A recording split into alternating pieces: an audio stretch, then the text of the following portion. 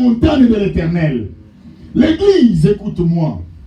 Quand la Bible dit que Moïse va se retrouver dans cette montagne, regardez ce qui va se passer dans cette montagne. La Bible dit Moïse a vu dans une montagne, l'arbre était là, il y avait du feu. Mais ce qui était tiré dans cet arbre-là, cela ne se consumait pas. C'est-à-dire Moïse va voir l'arbre dans la montagne, et je vous ai parlé de la montagne que Moïse est allé là-bas, c'est la montagne d'Horeb et Sinaï. Parce que montagne d'Horeb et Sinaï, ce n'est pas deux montagnes, mais une seule montagne qui porte deux noms. Et la Bible nous dit, quand Moïse va monter, va voir cet arbre-là, qui était là, mais qui ne se consumait pas. Moïse voulait tourner pour comprendre le mystère de cet arbre-là.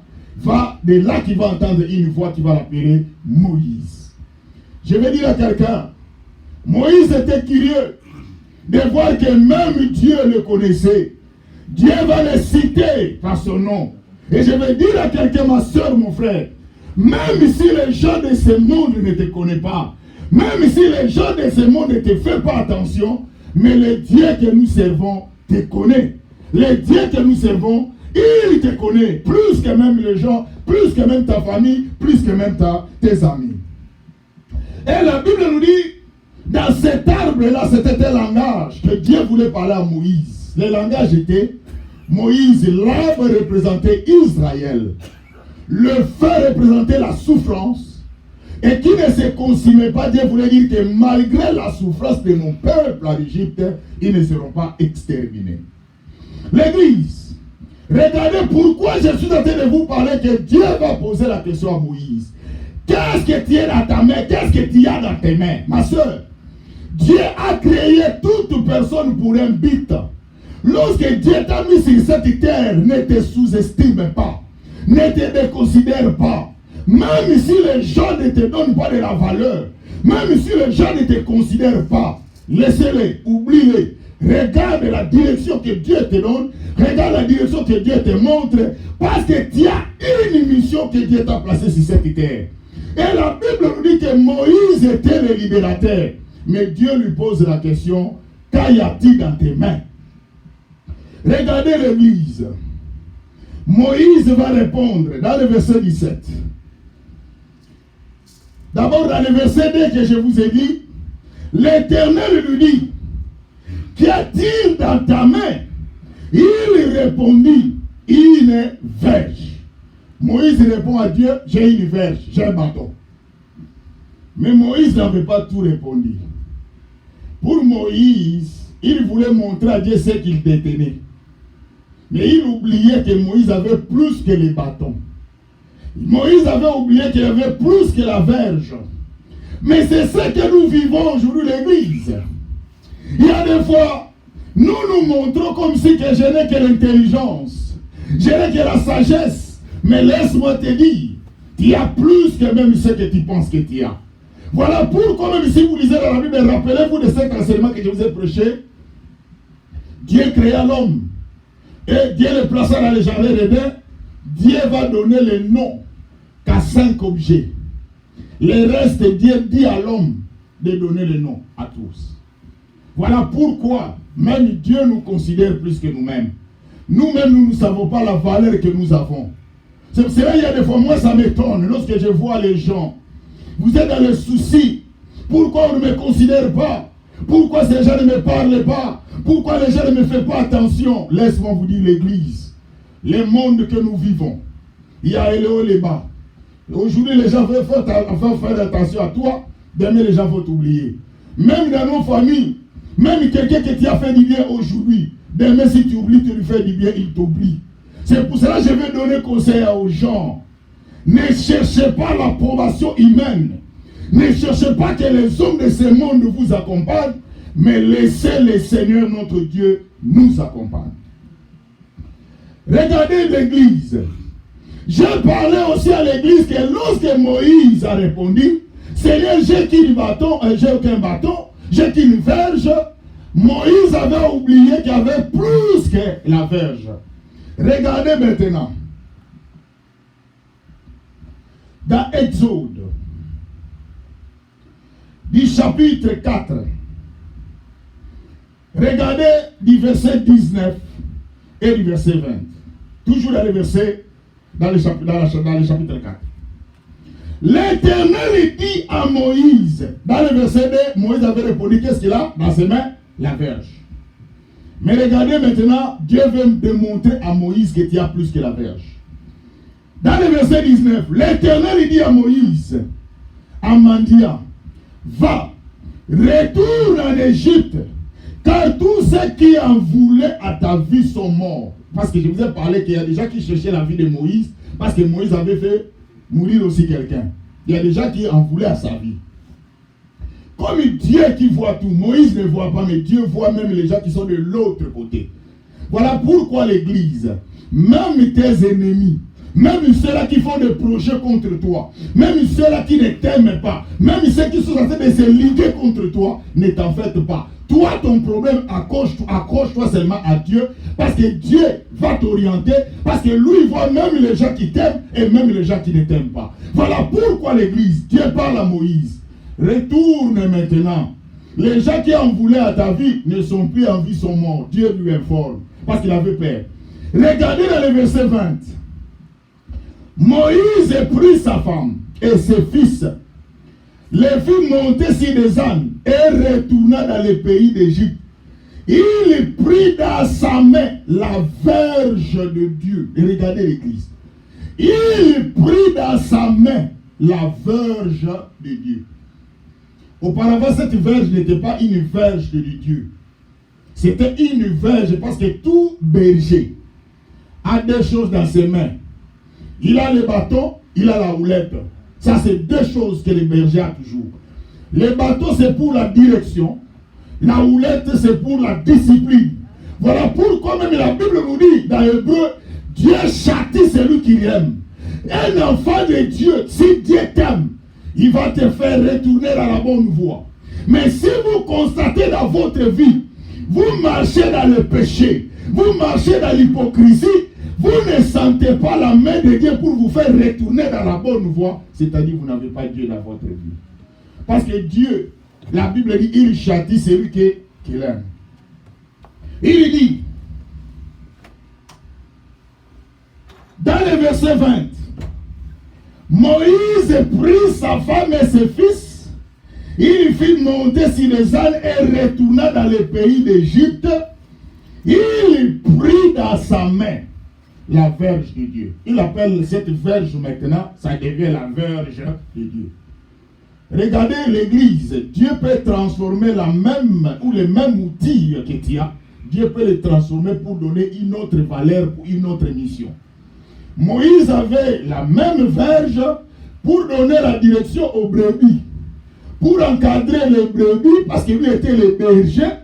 Mais lorsqu'il va rencontrer le Seigneur va prendre la même chose, ou le même outil qu'il a, Dieu va le transformer pour une autre mission. Voilà pourquoi vous allez voir, lorsqu'une personne n'a pas Jésus dans sa vie, toujours le même corps là qui servait le diable dans le péché, c'est le même corps que le Seigneur va transformer pour sa gloire. Voilà pourquoi la Bible nous dit, si quelqu'un est en Christ, il est devenu une nouvelle créature. Les choses anciennes sont passées et voici toutes choses sont devenues nouvelles. Vous devez prendre soin de votre corps. Vous devez prendre soin de votre vie. Parce que ça que vous avez, Dieu pose la question, qu'est-ce que tu as, ma sœur? Parce que ça que tu as dans tes mains, ça que tu as dans ta vie, le Seigneur veut le valoriser pour une mission quelconque. Dieu veut donner la valeur au travers de ce que tu as dans tes mains, peut sauver plusieurs personnes. Regardez. Exode chapitre 7. Regardez ce qui était dans sa main. Or, ce qui est crié, Dieu avait posé à Moïse la question. Qu'est-ce que tu as? Moïse dit, j'ai la verge. Mais Moïse a oublié de dire au Seigneur, Seigneur, à part la verge, j'ai mon corps. Parce que cette verge ne peut pas fonctionner seule sans l'intervention de ton corps. Preuve en est que nous allons voir ensemble que Moïse avait plus que la verge. Mais Dieu a montré à Moïse, ce n'est pas seulement la verge que tu as, mais tu as aussi ton corps. Parce que Moïse, Dieu lui a dit, tu parleras au rocher. Et rappelez-vous des miracles que je vous ai prêché un jour, que oubliez cela l'église, oubliez cette histoire-là que les gens vous disent souvent. Dieu avait dit à Moïse de frapper une fois, Moïse avait frappé 2 fois. Parce que vous ne lisez pas la Bible. Vous croyez sans vérifier. Nulle part vous allez trouver ces versets. Ça n'existe pas. Dieu n'a jamais dit à Moïse de frapper une fois et Moïse a frappé 2 fois. Ça n'existe pas. Ce sont les oui-dire, ce que vous avez entendu. Mais seulement je vous informe à la lumière de la Bible que Dieu avait dit à Moïse première fois, tu frapperas au rocher. C'était le verbe frapper. D'abord la première fois c'était le verbe frapper plutôt. Le deuxième verbe, Dieu avait dit à Moïse, tu parleras au rocher. Il y a 2 verbes. Il y a 2 miracles qui se font dans les déserts pour la sortie d'eau, pour que l'eau sorte. Dieu a fait 2 fois. De Mériba, Dieu a dit à Moïse, tu frapperas au rocher. C'est un mystère. Moïse a frappé, l'eau est sortie. Peuple ont bu, c'était merveilleux, la première fois. La deuxième fois, Dieu dit à Moïse, cette fois-ci, tu ne frapperas pas. C'est une autre dimension de la révélation. Dieu parle à Moïse maintenant, tu parleras au rocher. C'est le verbe de parler. Moïse va en lieu et place de parler, c'est là qu'il va frapper. On ne parle pas de 2 fois. Vous devez lire la Bible. Et pourquoi Dieu avait utilisé les 2 verbes, le verbe frapper et le verbe parler? Parce que le rocher, c'est la représentation de Jésus. Jésus dans l'Ancien Testament, on l'appelait Ebenezer, qui veut dire le rocher de secours. Or, si vous regardez dans la Bible, la première dimension de Jésus, il fallait qu'il soit frappé pour notre salut. Et la Bible nous dit qu'il a été flagellé. Il a été frappé pour notre salut. L'œuvre salvatrice de la croix. Mais maintenant, Jésus n'a plus besoin d'être frappé. Parce qu'il a déjà fait la mission de la croix. Maintenant, c'est l'étape de parler à Jésus. Lorsque tu as un problème, ne frappez pas Jésus. Parle-lui. Et il sera là pour y répondre. Un point c'est tout. Voilà pourquoi Dieu avait dit à Moïse, tu frapperas. La première dimension, c'est le salut. Mais la deuxième dimension, ce n'est pas le problème de frapper, c'est de parler. Regardez l'église. Il parle maintenant dans Exode. Regardez.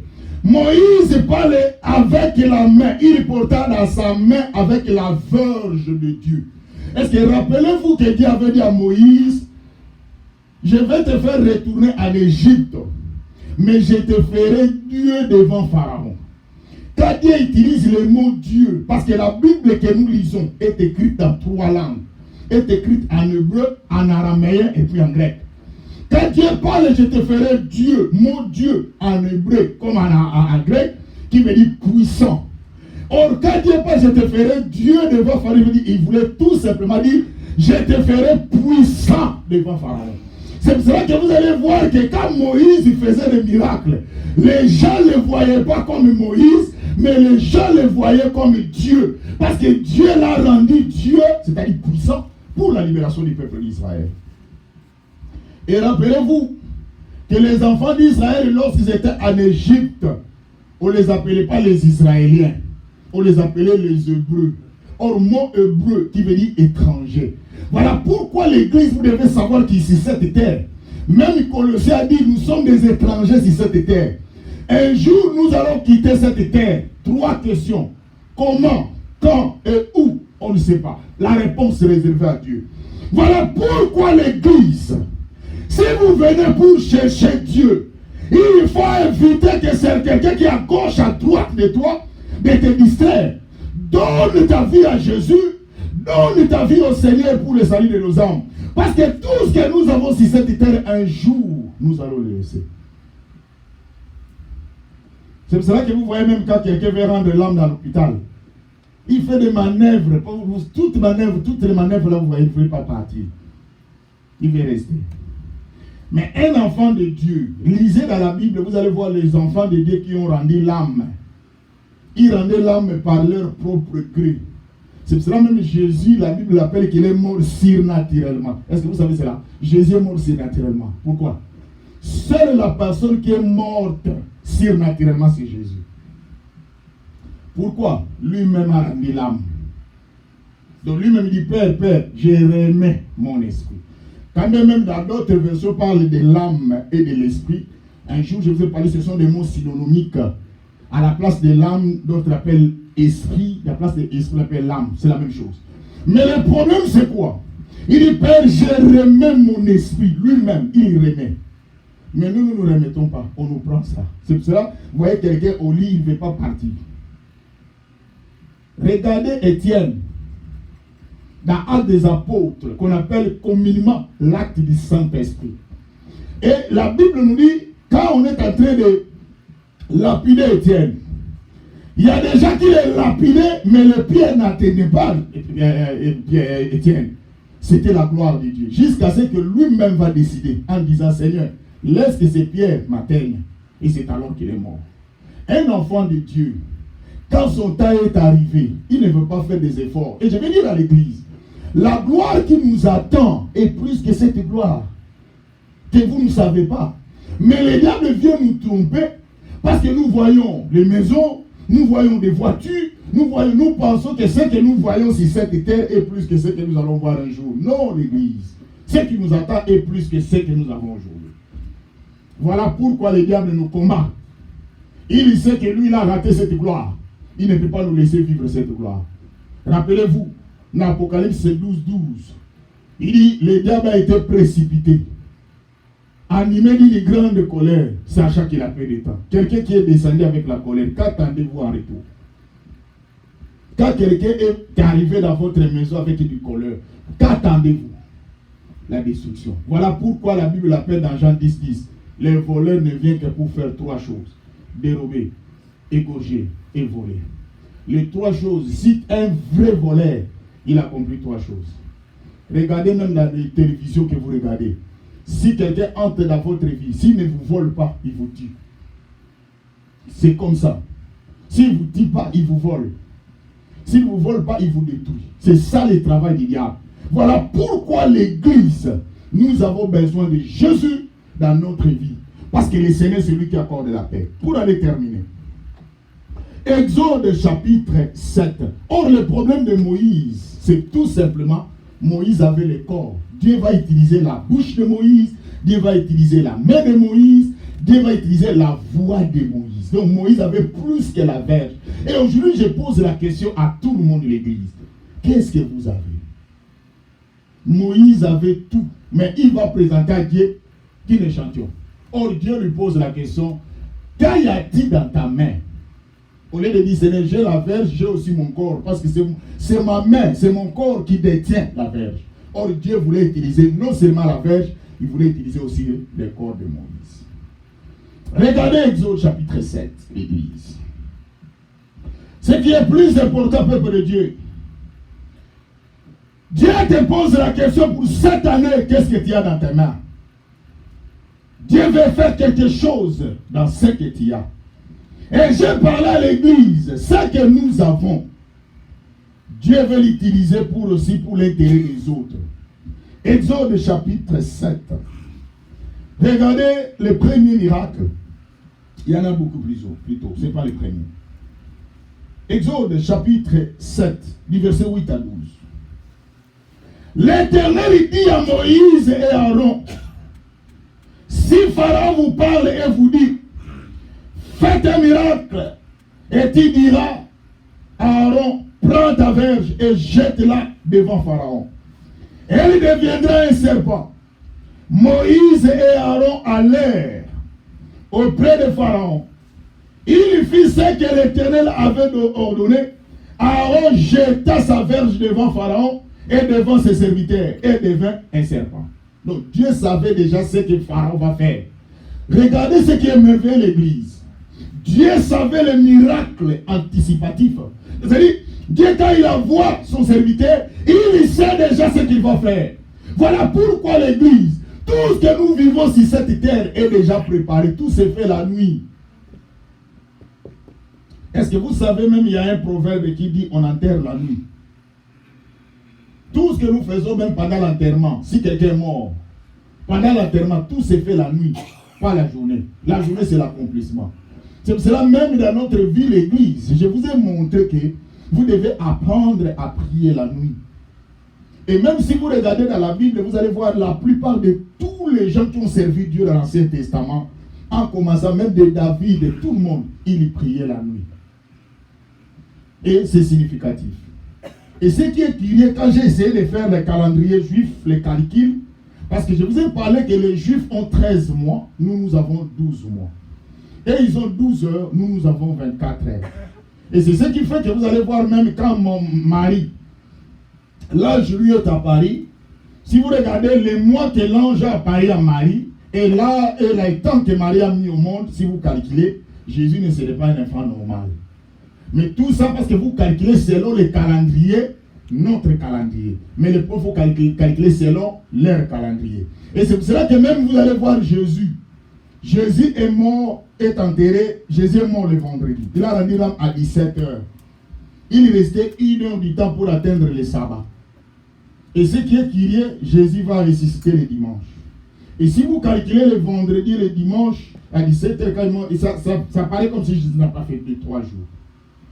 C'est parce que Jésus, dans leur coutume, il restait 1 heure du temps. Donc Jésus, déjà à 18h, le sabbat, c'est comme ça que vous allez voir qu'on est venu de briser les jambes. Parce que dans leur coutume, l'Éternel parle de ça. Vous ne pouvez pas laisser le corps jusqu'à 18h. Parce que si ça atteint 18h, ça entre les sabbats. Or, le jour que Jésus est mort, c'est un sabbat spécial qui était un sabbat pour les Juifs. Donc, ils ne pouvaient pas laisser ça parce que c'était un sabbat spécial. Il fallait les faire provoquer la mort. Mais ce qui est curieux, ils ont retrouvé Jésus était déjà mort. Sans oublier aussi qu'il y avait déjà une prophétie qui avait dit que lui, ses jambes ne seront pas brisées. Voilà pourquoi l'Église, ce qui est merveilleux avec la parole de Dieu. Et il dit, mais Pharaon appela ses sages et ses enchanteurs, et les magiciens d'Égypte, et aussi, en firent autant par leur enchantement. Et aussi en firent autant par leur enchantement. L'Église, l'état que nous sommes en train de vivre maintenant, regardez, même les magiciens, même les serviteurs ou des hommes de Dieu, soi-disant, serviteurs de Dieu, ils font de la magie. Et c'est là que nous aimons aller. Et c'est ce que nous sommes en train de vivre aujourd'hui, l'Église. Nous devons prier le Seigneur. Que Dieu nous donne le discernement de savoir qui est le vrai serviteur de Dieu. De savoir qui est le vrai. Rappelez-vous quand je vous ai prêché un enseignement sur comment reconnaître un vrai serviteur à cette période de crise actuelle. Vous devez savoir un vrai serviteur. Maintenant, les hommes n'ont plus souci des âmes. Les pasteurs n'ont plus souci de prier pour les gens, mais ils ont souci de votre argent. Ils n'ont pas besoin de vous. Ils ont besoin de votre argent. Ils ont besoin de vos biens. Ils n'ont plus besoin de vous. Or là, nous sortons dans la sainte doctrine. Nous ne servons pas Dieu pour l'argent, mais nous servons Dieu pour son travail. Et il dit, mais Pharaon appela ses sages et ses enchanteurs, les magiciens d'Égypte, et aussi en firent autant par leur enchantement. Et aussi ils ont fait les miracles. Rappelez-vous, il fit un moment, un homme de Dieu est allé voir une famille. Il commence à donner des messages. Je ne dis pas que tous les messages sont mauvais. Non. Il y a aussi des bons. Mais il faut demander le discernement. Il faut demander que l'Esprit de Dieu entre en nous. Hier, quand on était en train de prier ici, dans notre prière de samedi, Dieu me donne un thème, les orphelinats. Et de là que nous allons comprendre qu'il y a beaucoup des enfants de Dieu sont des orphelins. L'orphelinat que je parle ici, ce n'est pas père de ta mère ou ton père. Mais lorsque vous n'avez pas le Saint-Esprit, vous êtes des orphelins. Je vais vous démontrer. Jésus dit, je ne vous laisserai pas orphelins. Je vous enverrai les consolateurs, les Saint-Esprit. Il parle du Saint-Esprit. Lorsque vous n'avez pas maintenant le Saint-Esprit, donc remplacez, vous êtes des orphelins. Or, l'Église, nous avons besoin du Saint-Esprit dans notre vie pour ne pas être des orphelins. Il dit, je vous enverrai les consolateurs. Parce que le mot consolateur vient du mot grec parakletos, qui veut dire celui qui vient au secours de, celui qui vient à l'aide de. Donc, c'est-à-dire, Dieu vient toujours à l'aide de. Quand quelqu'un a besoin d'un consolateur, quand Dieu utilise le mot consolateur, il savait que nous allons être déçus. La consolation ne peut venir à la personne qui est dessus. On ne parle pas de la consolation lorsqu'une personne est normale. Donc Jésus savait que nous serons dessus sur cette terre. Tu donnes de l'argent à ton frère aujourd'hui $100, Demain, il te demande de ça, tu lui dis je n'ai rien, il commence à te critiquer, c'est une déception. Tu parles même à ta femme, tu lui apportes les fleurs aujourd'hui, demain tu as oublié, tu as un problème, c'est la déception. Pour dire que l'église, le Seigneur savait toutes ces choses-là, c'est pour cela qu'il nous a envoyé le consolateur, le Saint-Esprit. Il dit, si aujourd'hui tu n'as pas eu ça, il ne faut pas avoir peur. Et tes apaisements, chaque jour suffit sa peine. Demain tu auras. C'est ça l'œuvre du Saint-Esprit. Et ce qu'il ajoute l'église pour terminer. Ils jetèrent tous leurs verges et elles devinrent des serpents. Et la verge d'Aaron engloutit leurs verges. Bien, mais l'église de Dieu, le temps que nous sommes en train de vivre maintenant, c'est le temps de la différence. La Bible dit dans Malachie, il vous verra de nouveau la grande différence entre ceux qui me servent dans la vérité et ceux qui ne me servent pas dans la vérité. Bien, mais le temps est arrivé. C'est le temps de la vérité. Ce n'est plus le temps des distractions. Parce que le monde est dans une confusion totale. Le monde est dans une confusion totale. J'ai regardé l'air pour terminer. Dans la télévision, un mariage. Les mariés avec un téléphone. C'est lui qui aime les mariés. Et la mariée avec un téléphone. Donc la mariée est en train de danser en filmant. C'est ce qu'on appelle la mariée. Je dis ça, ça devient le monde à l'envers. Donc tout le monde avec le téléphone en filmant. Vous devez avoir les discernements. Il y a d'autres choses, il faut avoir l'aisance. Tu es la mariée, tu es la haute. Laissez les autres faire ça, pas toi. Voilà le monde. Donc la mariée est en train de filmer. En lieu et place de la film, c'est elle qui est en train de filmer. Ça, c'est le monde à l'envers. Nous avons besoin de Dieu. Dieu te pose la question, ma soeur. Qu'est-ce que tu as? Ne te sous-estime pas. Même si un homme ne t'appelle pas, non, il y aura une autre qui va t'appeler. Ne te sous-estime pas. Même une femme ne te considère pas, ne te sous-estime pas. Dieu sait que toutes choses, nous ne sommes pas le fruit d'hasard sur cette terre. Et j'ai toujours l'habitude de dire à l'église, ne dis jamais que je suis venu accompagner les autres. Moi, je vous ai déjà dit, moi, je n'ai jamais... D'abord, pour vous accompagner, il faut que je vous connaisse, non? Tu as déjà vu quelqu'un t'accompagner, ne te connaît pas? Mais ça devient viol, non? Ça devient... c'est pas un problème, ça. Que tu vois quelqu'un en cours de route t'accompagner. Est-ce que tu vas aller avec lui? Tu vas fuir. Pour t'accompagner, il faut que la personne te connaisse. Voilà pourquoi l'église, tu n'as jamais venu sur cette idée pour accompagner personne. Même ici, tu as le budget de $1. Contente-toi de ces $1. Le miracle de Dieu viendra si c'est $1.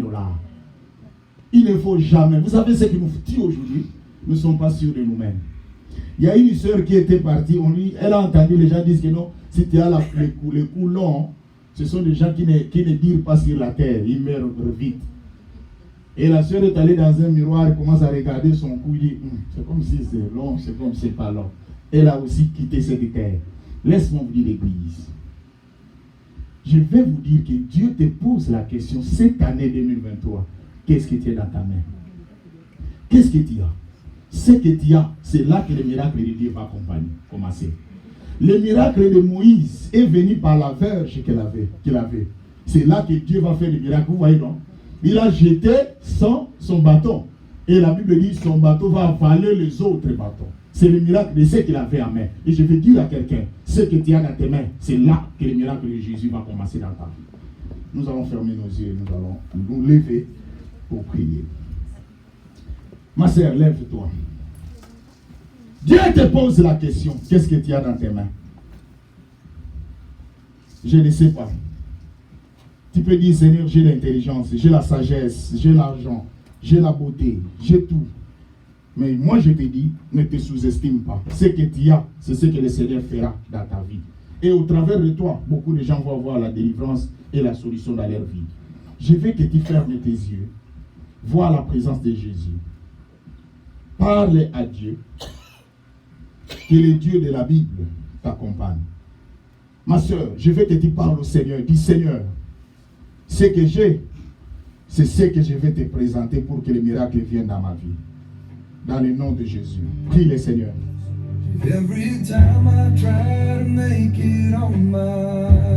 Maman, prie, papa. Même si les gens ne te considèrent pas, Même si les gens ne te font pas attention, ma sœur, mais tu as de la valeur aux yeux de Dieu. Jésus, Jesus. Oh Dieu de grâce. Yahweh. Papa. Papa. Aide-nous, Jésus. Le monde nous sous-estime. Il y a même les gens qui ne veulent pas nous regarder. Yahweh, nous avons besoin de toi, Seigneur. Alléluia. Jesus. Hey, Seigneur, aide ce peuple. Yahweh, nous avons besoin de toi, papa. Viens, Jésus, viens, Père. Yahweh, aide-nous, Jésus. Hey, Jesus Christ. Jesus Christ. Yahweh, ce peuple a besoin de toi, Père. Donne-les la vallée. Yahweh, dans leur vie, dans leur maison.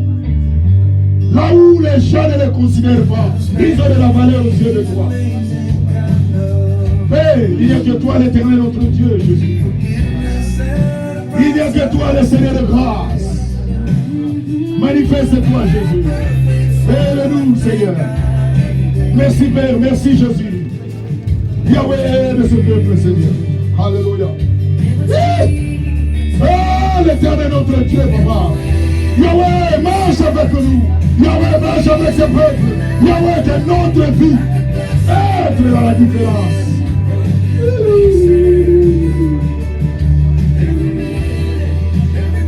Oh Seigneur. Merci Père. Que la grâce et l'amour du Seigneur soient avec nous. Dans le nom de Jésus, nous t'avons ainsi prié. Amen. Nous allons acclamer et nous allons asseoir pour la gloire de Dieu. Merci beaucoup, que Dieu soit loué. Amen. Merci beaucoup.